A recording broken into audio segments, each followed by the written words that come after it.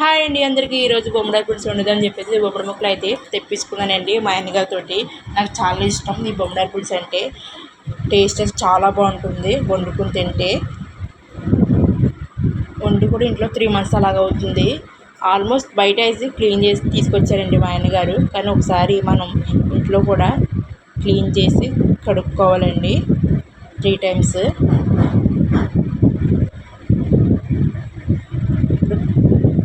అన్నీ ఒకసారి కడిగేయకుండా ఇలాగా ఒక మొక్క తీసుకుని కడుక్కుని పక్కన పెట్టుకుంటే లోపల చెత్త ఏమైనా ఉంటే బయటకు వచ్చేస్తుంది.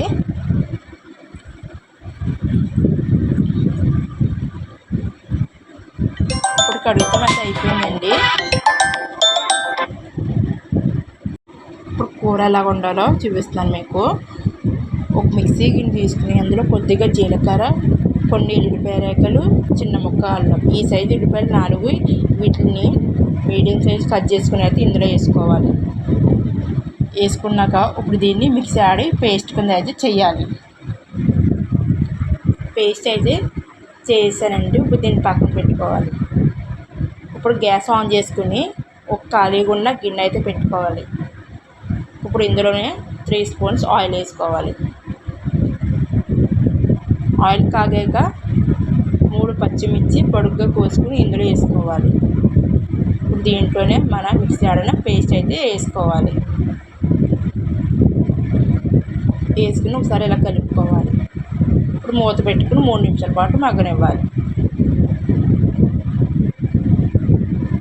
ఇప్పుడు దీంట్లోనే మనం చిన్నగా కోసుకున్న టమాటా ముక్కలు వేసుకోవాలి.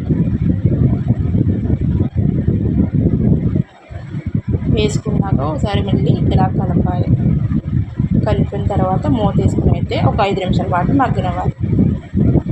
మగ్గిపోయింది కదండి. ఇప్పుడు ఇందులోనే మనం నీట్గా కడిగిపెట్టిన బొమ్మడాయి ముక్కలు అయితే ఇందులో వేసుకోవాలి.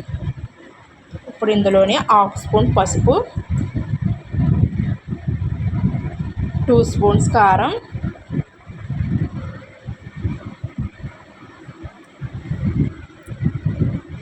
1 స్పూన్ కొల్లుప్పు,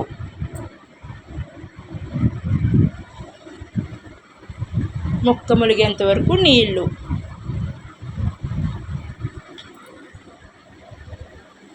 ఇప్పుడు ఒకసారి మొత్తం కలుపుకోవాలి.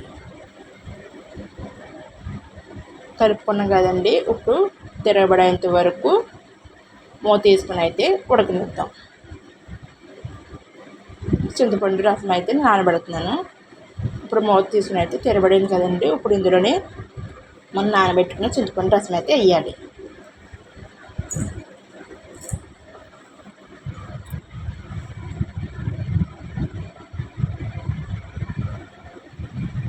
ఇప్పుడు ఒకసారి కలుపుకోవాలి. కలుపుకున్నాక ఒక 1/2 గంట సేపు ఉడకనెత్తి కూర అయిపోతుంది.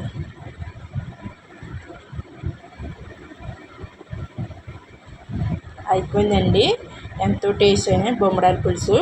ఇప్పుడు దీంట్లో లాస్ట్గా పైన కొద్దిగా కొత్తిమీర వేసుకుంటే చాలా బాగుంటుందండి బొమ్మడాయి పులుసు. మీరు ట్రై చేయండి.